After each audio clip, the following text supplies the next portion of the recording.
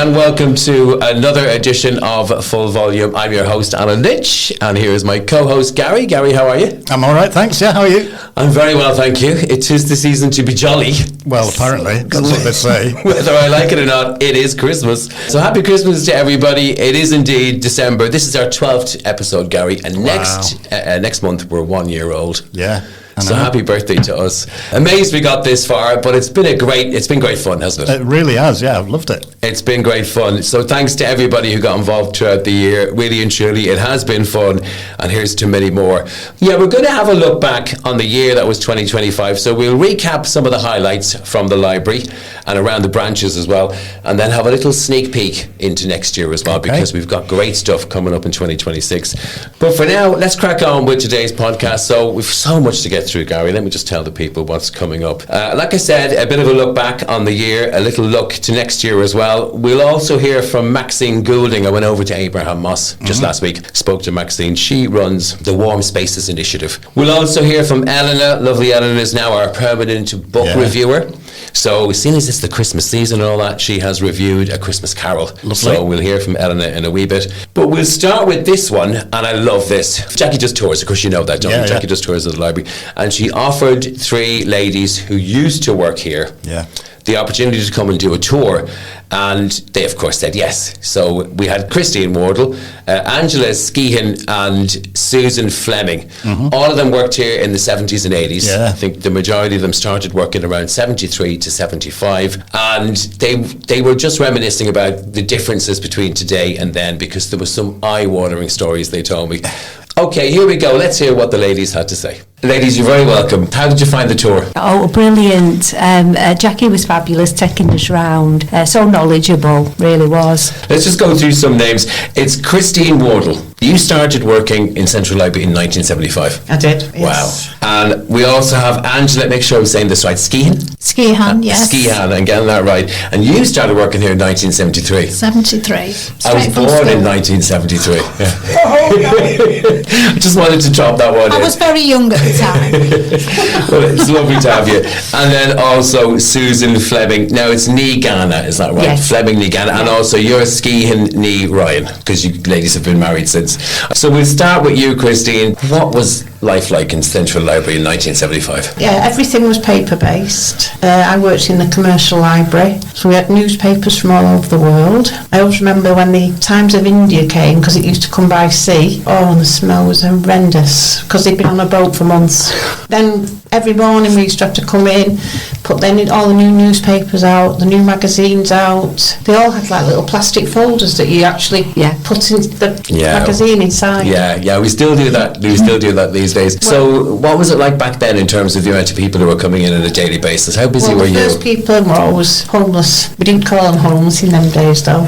They just used to come in for a warm and just sat there most of the day, some of them reading, oddly enough, the Financial Times. The departments all kept to themselves. That's true. Even when you went to, say, for your break, everybody had their own tables, and the librarian sat at the front, and we all sat at the back.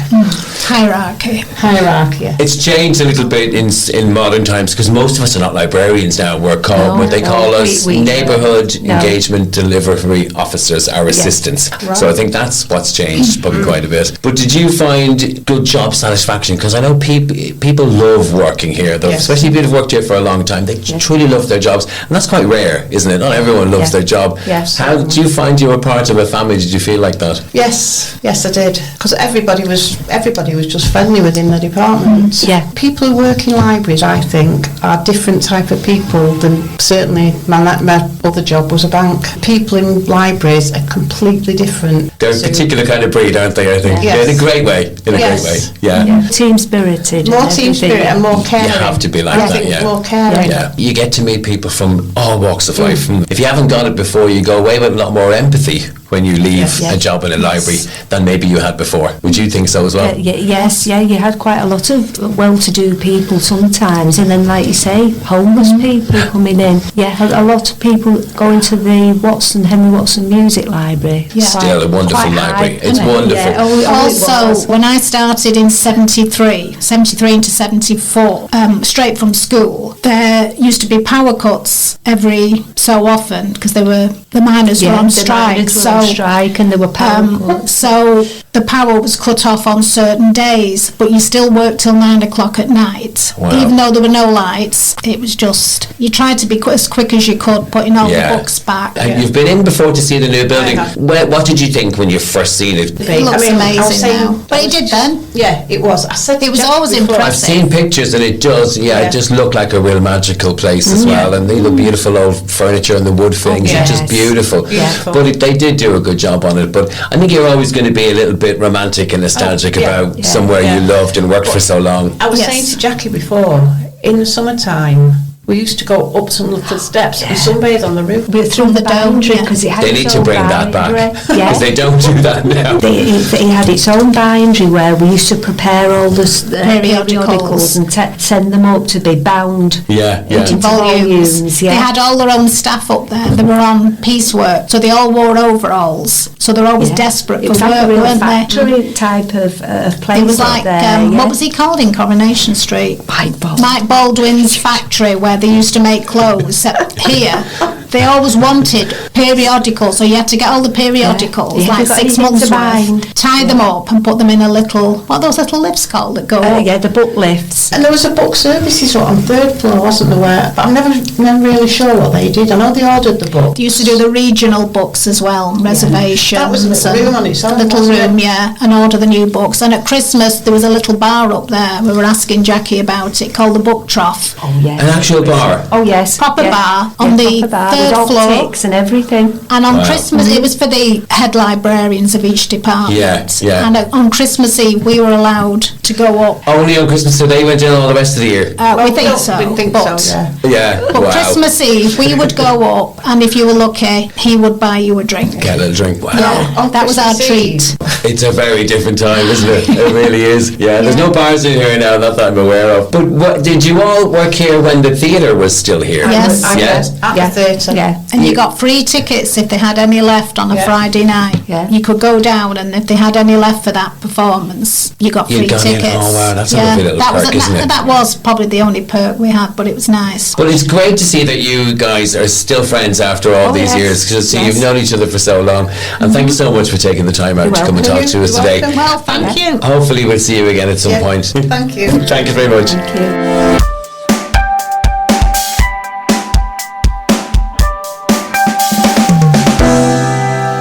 What a wonderful piece that was. The ladies of the library, I think we'll call So it, shall we? funny, so brilliant. Fantastic ladies. Thank you so much for taking the time out to come and talk to us. They obviously enjoyed the tour. Christine Wardle, Angela Skeehan and Susan Fleming. So thank you very much, girls, for that. Brilliant. Okay, right. I decided a couple of weeks ago what I was going to do, well, maybe a month ago now, what I was going to do to celebrate Christmas and the end of the year was to go and ask everybody what their highlights 2025 was. Yeah. So off I trekked to all the different libraries. Didn't get to everyone. I'm sorry if I couldn't get to you. Not enough hours in the day. But I got to enough libraries and spoke to a bunch of staff and some neatos and some managers. Basically just asked them what their highlights of the year was. Yeah. I mean, it's hard for me to put into words even my highlight of the year from work, because look, here's a list of some of the names that have been in this year. We had Kate Moss, Yeah, author brilliant. extraordinaire. Jacqueline Wilson was here, Fantastic. Yep. children's author, again, you know, a household name pretty much. No, I don't think anybody in the country of a certain age doesn't know who Tracy Beaker is, adult or child. She was wonderful as well. Emma Barnett, very Yeah, serious okay. journalist. I don't normally get nervous, but I was nervous when she was here because I thought she's just a formidable woman in front Well, of me. she's sweet, isn't she? She was like she's like a kitten, I think. But you know that she could give you a good old bite as well if she wanted to. But she was absolutely lovely. Had a great chat with her. And then Stanley Chow, one of my favourites, he was so friendly. And I think I can probably, should I give this away? Yeah, we'll give you a little tidbit because he's working at the moment with our current Lord Mayor, and they're both releasing a book, and Stanley's going to do the illustrations on it. And the Lord Mayor has kindly agreed to come on our podcast next year and tell us all about that, because his tenure will end soon. I think because they do move on, don't they? You don't stay Lord Mayor for long, so he'll talk to us next year as well. And then finally, you got to speak to one of your heroines, right? Jackie Kay. Yeah, I mean, I was quite scared because she was, the equivalent of the Poet Laureate of Scotland. So I was a little bit anxious, but she was so lovely, so sweet and kind. And, I made a couple of mistakes in the interview, but she was so gracious. Loved meeting her. I don't think, they're not mistakes. I thought it was brilliant. And she actually did say to you, they're great questions. She did, yeah. So, you can tell, I mean, whenever you think about an interviewer's style, you can tell when someone knows their subject, and it was very clear that you did. Yeah. So, well done there. So, that's just a few of the highlights, my highlights anyway, for 2025. But like I said, I wanted to ask the staff all across the branches and here at Central what their highlights of 2025 were. So here's the first package. Let's have a listen to this. Hi, my name's Tracy Rostron and I'm a Neighbourhood Engagement and Delivery Officer based here at Manchester Central Library. I've got many highlights over the past year, but I'm going to keep it down to just a couple. One of them is my fantastic team that work on the second floor in the business library. They're brilliant, every single one of them. And I'm also very, very proud of the storytime sessions that I run here at Central with a few of my colleagues. This year alone, we've hosted over 200 sessions for the children and parents, carers. An average of between 30-40 children that attend each session. It's phenomenal. Hello, my name is Stephanie Hogan. I am Central Library Manager. My highlight of this year is getting the job as Central Library Manager, which I got in June, and I was absolutely delighted to be offered that post, and I've enjoyed every minute of working here. And also the Women's Rugby World Cup. I had a brilliant team that were crocheting rugby balls, they were crocheting flags, they created fantastic display in Central Library, and the team worked really, really hard, and they had lots of community involvement from library visitors, and it was just marvellous to see. Hi, my name's Jane McKelvey. I'm the Citywide Services Manager for Place Team, which I manage all of our branch libraries, all of which are brilliant. My personal highlight this year is the absolutely fantastic, remarkable refurbishment of Chorlton Library, which just looks phenomenal from the inside now. We've reopened the dome. It's just glorious. The children's library is magnificent. It's so welcoming, inviting. It's a place where people want to dwell and stay, and the sounds of the children just enjoying themselves in that space is just brilliant. Hi, my name is Tracy Duggan. I'm one of the team that works at Abraham Moss Library, and my highlight of the year was something that happened recently. I was asked to get involved for an age-friendly event. It was a table tennis tournament. Myself and Fozzies, one of my colleagues, have never played table tennis before, so we weren't that keen to do it, but we thought, why not give it a go? And we were actually that good at the table tennis, we were asked to leave the tournament. So that was fabulous because it was something new, and we just never stopped laughing, and that's one of my personal highlights of the year. Hello, my name's Philip. I'm Libraries and Archives Lead, and my highlight for 2025 is the fact that we've given out over 6,000 free SIMs in the 22 libraries. So those SIMs give access to free data for 6 months or 12 months. And it's a brilliant addition to our free internet and free IT training that we do in our libraries. Hi, my name's Kay Rooney. I'm here at Chorlton Library. I'm a neighbourhood information assistant. And I must say the absolute highlight of the year here working at Chorlton Library, opening of the community garden. It really was a wonderful afternoon, singing, dancing. Even the wonderful, wonderful mayor recited a poem of his upbringing in Ancoats, and it was just a really great celebration of an open space to be really cherished and valued by library users.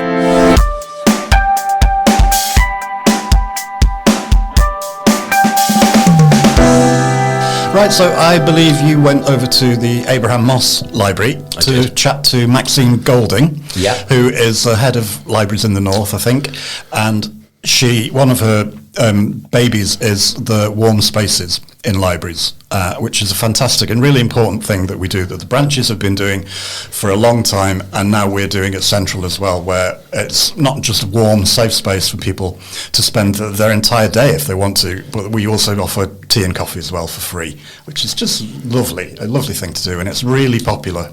Let's hear from the lady herself, shall we? Oh, hi. My name's Maxine Golding. I'm based here at Abraham Moss Library, and I'm the area manager for the North Libraries. I'd just like to tell you a little bit about our warm spaces in libraries that we have this year. Manchester Libraries are an amazing resource at the heart of the community. Everyone is welcome. Everything's free, and there really aren't many places left where people can go and sit for as long as they want. You don't have to be a member. It's all very relaxed and friendly. And what's great about libraries is the personal service that we give to our customers. People like coming to the library to speak to a real person. Sometimes that member of staff may be the only person they've spoken to that day. So our warm spaces now, and I have to say libraries have always been warm spaces, but over the past few years we've become a warm, safe space for customers to come and enjoy a cup of tea, coffee, every day over the winter months. And we've also got available the free Wi-Fi. We've got newspapers for people to enjoy. We've bought more board games for adults, such as chess. We've got more toys for children. We have reading groups, craft groups. We have advice sessions, exercise classes. You name it, we've got it in libraries. The possibilities are endless. But we're doing our little bit here on the cost of living crisis, making sure that people are warm and safe this winter and having a hot drink.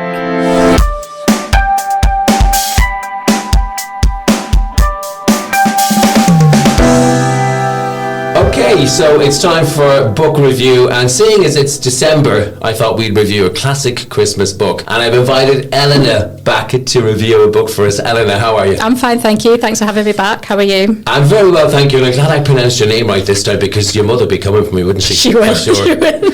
Eleanor, it's lovely to see you again. Okay, so Christmas time, everybody loves it. Everyone's got a bit of time on their hands. Yep. So I'm sure a lot of people say, you know what, I'm going to read a good book over Christmas because I got a bit of time off. And why not a Christmas classic? So what have you decided to review for us I this have month? decided to review A Christmas Carol by Charles Dickens, which is probably one of the most famous Christmas books, and probably one of his most famous as well. I will proviso this by saying it's probably not as festive as some of the Christmas books that people might think of. It's quite dark and gothic in places, but I really enjoy those tones, and I just think it's a really good story. So for anybody who doesn't know what it's about, the main character, Ebenezer Scrooge, is quite a miserable, miserly old debt collector who, along with his partner Jacob Marley, run Scrooge and Marley debt collections. He's visited by three ghosts, or spirits as they're called in the book: the ghost of Christmas past, the ghost of Christmas present, and the ghost of Christmas yet to come.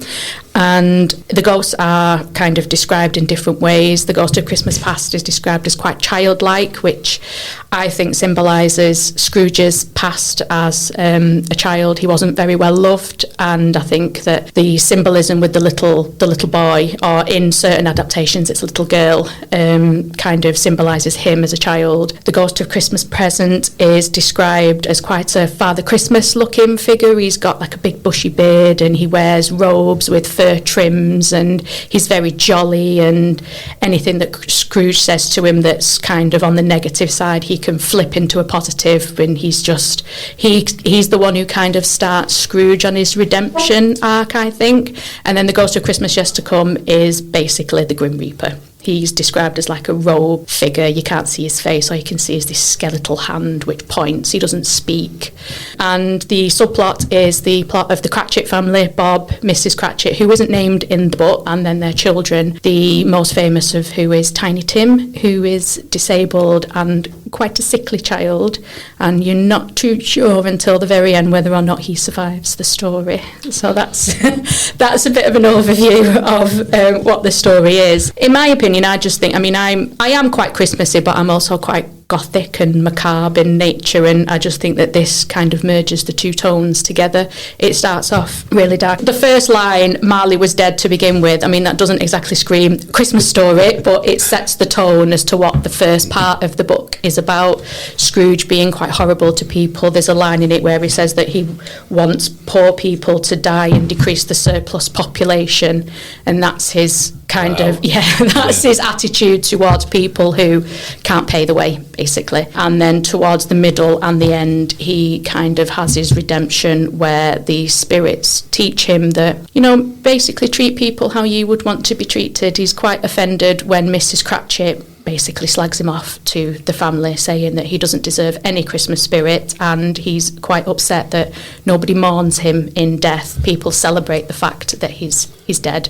And then the last line, which is in complete contrast, is, "And so, as Tiny Tim observed, God bless us, everyone," which is that Christmas kind of spirit coming back to the whole village. So, how nice! I genuinely, I know the story of Christmas Carol, but it's been a long time since I've seen it. It's nice to be reminded of it, because I think with Christmas films and maybe Christmas books, and even some films have become Christmas films, but they're not really. Yeah. But there's always that arc of somewhat bad into good, or evil versus good. Yeah, and I think that's classic sort of example of that. Yeah, it is, and I think Charles Dickens was very good at writing about class structure. Most of his books have got an element of class structure about it. This is probably one of his shortest ones, and he just does it in a really condensed way. That he says, it doesn't matter what class you're in, it doesn't matter how much money you've got. Christmas is a time for everybody to enjoy, and I think that's the end moral of the story. He kind of realises that he can't treat people just because they don't have money. He can't treat them how he wants them to be. They're still humans at the end of the day, and I think Dickens does that really well. He kind of he does differentiate between the fact that Scrooge is quite middle class, probably upper class in this society because of the money that he's got and the money that he collects, but yet he's not happy. And the Cratchit family, who have basically got nothing, even though Bob works for Scrooge, he gets paid peanuts, and they have the tiniest goose for Christmas. They've got a lot of children that they probably can't afford. They can't afford to treat Tiny Tim's ailments, but yet they're the happiest family in the book. It just shows that you don't need all that money, and I think that's what Dickens was trying to say in this tale. It's like Christmas is a time for everybody to enjoy, no matter what your status in society. Exactly, it's about love, isn't it, really? Yeah. And I think that's a timeless tale, and sadly, it's still going on in the world. It is, it's very timely, I think, and that's probably another reason why I thought of it when you asked me to come in, because it's one of the very few Christmas books I've read, but it's still very timely, and I think a lot of Dickens's books are still quite timely for the unfortunate circumstances that we've got today. Exactly. Well, listen, that was a brilliant review. Thank you very much, Eleanor. Thank you very much. You'll be back again soon. And happy Christmas. Thank you. Happy Christmas to you. Thank you very much. And anybody who wants to read A Christmas Carol, you can borrow it here from Central Library.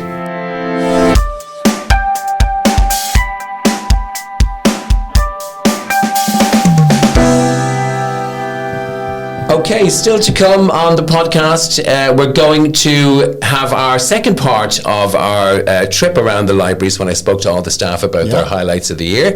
And we'll also hear from Danny Middleton, who is our events manager here at the library. He was talking about some of the big events that happened during the year. Very busy man, always dashing about. He is always dashing about. He's like a little reindeer, isn't he? He's always dashing about. Lovely chap, Danny, works really hard. He was going to give us his highlights of 25 and a little taste of what's to come for 26. Great, but just before that, I believe you got a chance to speak to our great leader, Neil McInnes, head of libraries and galleries. The culture. He's a big mouthful of a title. Yes. I did get a chance to talk to him because he's the man who helps, he's the man who runs libraries and keeps us going and does a really good job of it. And I just wanted to hear from Neil about how his 2025 was. And he's a man who keeps his cards close to his chest. I was trying to get some information about what might be coming in 2026. He wasn't so forthcoming, but he did give us a few little tidbits. Let's hear what he had to say. So, highlights of the year, and there's many, but what I would say is one of them has to be the reopening of Chiltern Library after a £2.1 million transformation programme, and it's just a delight to see. Other highlight is obviously winning the Best Library Service in the UK award, and also this weekend we won the Best Event in Manchester award at the Cultural Awards, which is for work being done at the new creative and cultural space in Wythenshawe. And finally, I have to say, the George House Trust exhibition in Archives Plus, so proud that we could host that, and it's just been tremendous. I spoke to Joe actually from the George House Trust. He came over and had a chat with us, and they were so proud and they were amazed at how incredible we made that space look. So really fantastic. Can we look forward then to next year, Neil? Because 2025 has been great for libraries, I think it's fair to say. We've had a good year. Is there anything coming up that people can look forward to in 2026? So the magic is going to keep happening next year. And next year is a national year of reading.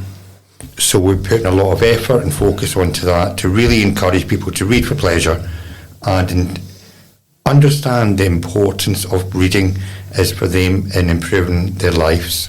So that's a key one for us. But also getting out of our libraries, getting into the street, getting into the communities, getting into neighbourhoods and meeting folk and saying, come and be part of the show. Yeah. And this is just an absolutely belting city and how we can all work together to make it even better.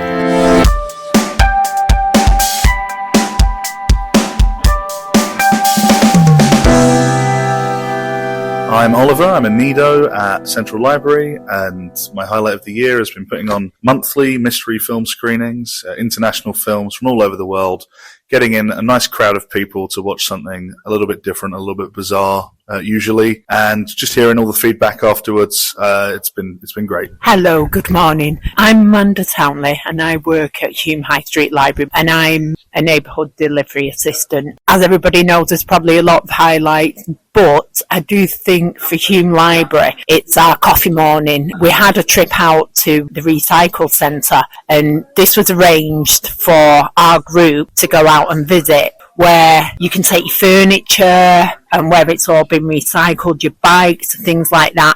And the group really, really enjoyed this visit. To see them out of the area and enjoy what we can provide for them and to get some insight on recycling was amazing. I mean, that's just one highlight, but there's just so many. Hi, I'm Sylvia. I manage Powerhouse Library here in Moss Side, and my highlight for 2025 is the fact that we have so many volunteers that help us do what we do that we couldn't do it without them. So I'm just really grateful to have that community of volunteers helping us do stuff. Hi, my name's Judith. I am a library assistant at Central Library in Manchester. Alan has asked me what was my favourite part of this year concerning work. For me, it was the 3 weeks I spent at the branches in North Manchester. For a lot of people who have worked here, they have been to the branches and seen. I've only ever worked at Central, so I found it really interesting seeing different communities, meeting new colleagues and seeing how the branches worked and how they work differently. As I say, seeing different communities in different libraries. So I found that really exciting. I also enjoyed coming back then and seeing my friends work and exchanging stories. So I found those 3 weeks really enjoyable. Hello, my name's Andrea. I'm service lead at Manchester Visitor Information Centre, and the highlight of my year 2025 was July Oasis Week. The library was really busy and buzzing. The shop made a lot of money, and outside the library was a great vibe with all the people heading to the Oasis gigs. Hi, I'm Danny Middleton. I'm the Reader Development Manager for Manchester Libraries, which is the best job in the world. My highlight of 2025 was working with the wonderful people from many different publishers to arrange the Love Festival, which had over 40 modern romance authors of all different genres, holiday reads, gathering in Manchester for 1 weekend of celebrating romance fiction. Brilliant holiday reads and brilliant friendship and relationships with hundreds of fans of romantic fiction. Hi, I'm Dale, the manager at Didsbury Library. The highlight for this year has been the 110th anniversary, which we celebrated in May. It involved bringing a choir onto our balcony, the mayor called down, we had frame of pictures made up, photos which hang up on the balcony, and it really was a really good week. And you mustn't forget about the cake. No, cake as well. We had a cake especially for it, yeah. Best part of the day, that.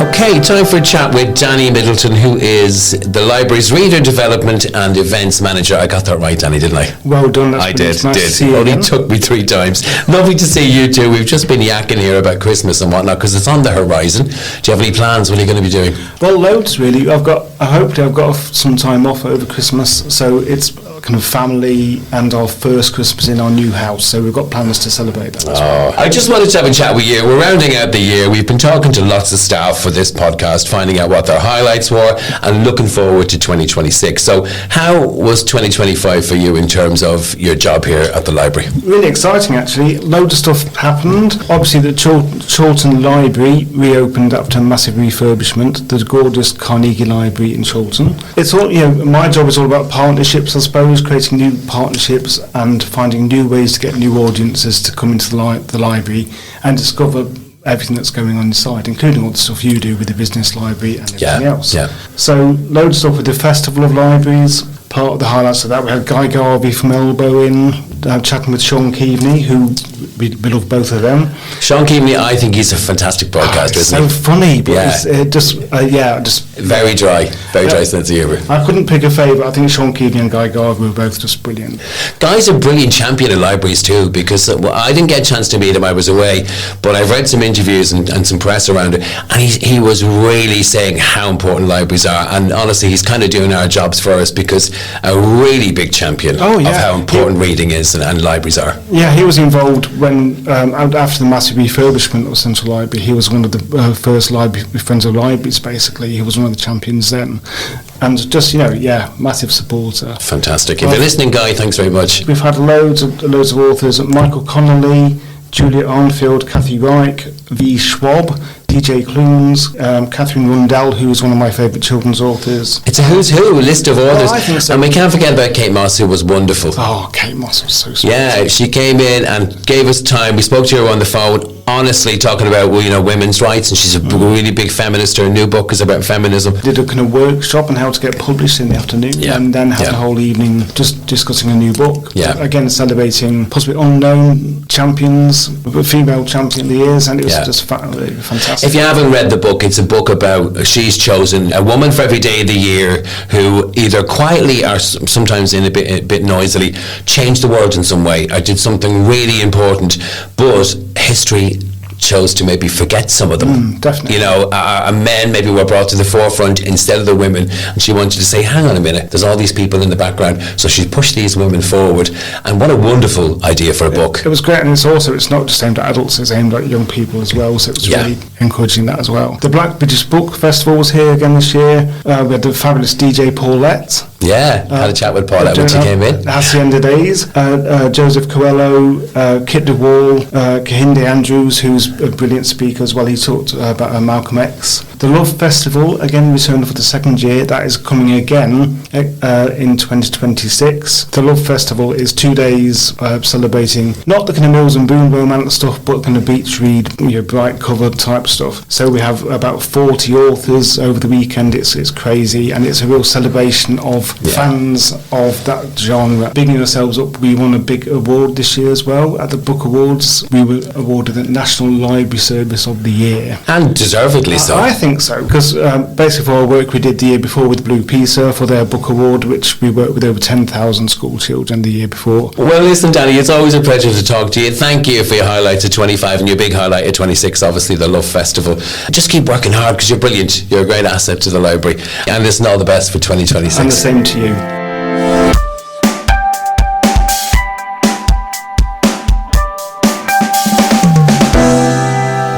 Christmas came a little bit early to the Central Library, because last Tuesday, which was the 2nd of December, Hannah Bryan was playing a gig here at Central Library. She's a wonderful singer, on a bit of a tour of the country at the moment, doing a stop off here in Manchester, chose to play at our beautiful library, and, well, it's fair to say she enthralled her audience with some Christmas numbers and some winter songs. We wanted to see if she knows her Christmas songs from her Christmas songs, so Gary decided to play a game of this or that with her. Let's see how she got on. I'm Hannah Bryan, and I'm about to perform in the Central Library, and I'm taking part in this or that for the Full Volume podcast. Yeah, so we're going to give you a list of Christmas songs, and you say which one you prefer.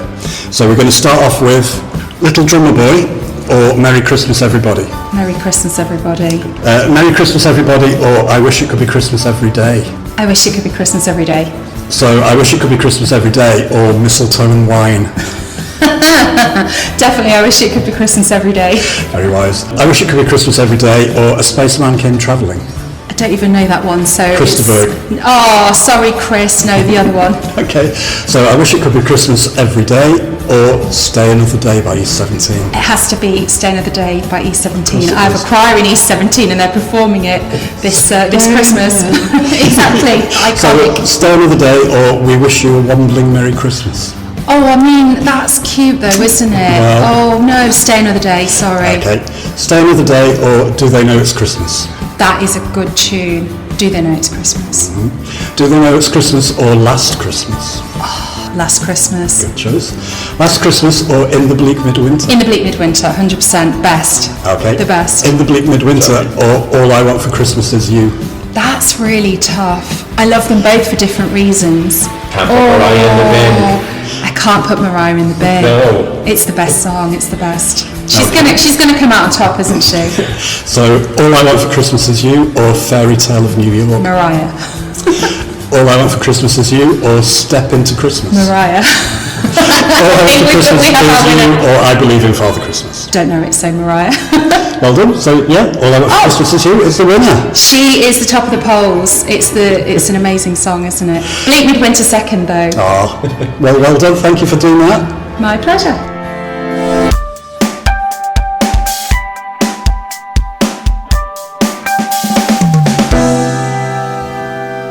Okay, well, that just about wraps up this episode of Full Volume. I've been Alan Lynch, and you've been Gary Parkinson. Okay, so another episode over, but not just any old episode. It's the last episode of 2025 and our 12th episode, which means, Gary, we are 1 year old next episode. We'll be talking soon. I know.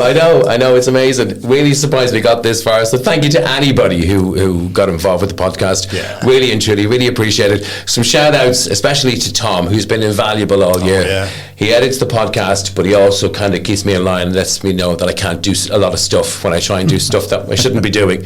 And also Philip and Neil, of course. And then a big shout out to Tracy and to Carol and to anybody really who went out of their way to help us this year. Mitch in particular, who went out of their way to help us this year. So a big shout out to all of them. But the biggest shout out is to our listeners. Thank you for tuning in. Really glad you enjoy the podcast and keep listening into 2026 if you would. Okay, right, well, let's wrap things up, Gary. Tell people some of the things that are happening across the branches. I want to just put a spotlight on Powerhouse Library. I was over there with lovely Sylvia. You'll have heard her piece in the roundup of everyone's highlights. Powerhouse Library, really great library, just on the between Hume and Moss side. They have lots going on over the Christmas period if you're looking for something to do. Thursdays, between 4 and 5:30, they have a craft club. Now, I spoke to Luca and they were making paper mache dinosaurs the last time. Wow. So, who doesn't love making paper mache dinosaurs? Exactly. So they crafts are their next level at Powerhouse Library. So if you're into craft and you're free on Thursdays between 4 and 5:30, then pop along. They also have a coffee morning every Wednesday between 11:30 and 1:30. Good. A couple of hours you can just drop in, have a cup of tea, speak to people in the local area. I spoke to Sylvia about them. They get very busy. I bet they have biscuits as well. Yes, and well, you can't have a cup of tea without a biscuit, in my opinion. And then finally for Powerhouse, they have given up and decided to have a Lego club as well. I know libraries were resisting, but Lego is so massive now, isn't it? It is, yeah. The kids love it. So they have a Lego club as well, and that's on Thursdays, 10 to 5 and 10 to 6. So 4:50 to 5:50. And if you want any information, please go online and have a look at Powerhouse Library, or just drop in if you're in the area. Yeah, very and good. hello to everybody at the library as well. Yeah. And you've got news on some of the amazing story times we do. Well, in particular the dual language story times, which we have at Central Library. We have so many different languages for story time. This is for toddlers aged 4 to 7. So we have Italian story time, we have Ukrainian, we have French, we have Polish, we have Spanish, and we have Mandarin. Wow. How about that? Wow. So they're all at different times. They're all on Saturdays. Sometimes they're twice a day, sometimes they're just once a day. But again, check on Library Live and you'll find out what's going on with that. Amazing. Fantastic. Oh, and a big shout out to the ladies, Tracy and Carol and all the gang and Beverly, all the team who work on those sensory story times and story times in general right across libraries. Because if I look here, Gary, you'll see yourself. We're not the only ones. There are story times in Gorton Library, Hume Library, Longsight Library, Miles Platting, Moss Side, Beswick, look, just all of them, basically. I could stand here and name all these. There's story times at all your libraries. So just get in touch with your local library if you want to bring some of the kids along to that, because, you know, the kids who come here love it, don't they? They absolutely do, The girls are brilliant at it, so well done to the guys. Okay, well, I think that might be it for this episode of Full Volume. So thank you very much. Gary, happy Christmas to you. Happy Christmas. And happy Christmas to all the staff here. Happy Christmas to everybody right across Manchester, and if you're listening in, I hope you have a lovely holiday season and have a wonderful new year. And like I said, we're taking a break in January, but we'll be back with a brand new episode and a brand new look on the 1st of February 2026. Yeah, we will. Okay, we'll see you all then. Happy Christmas, everyone.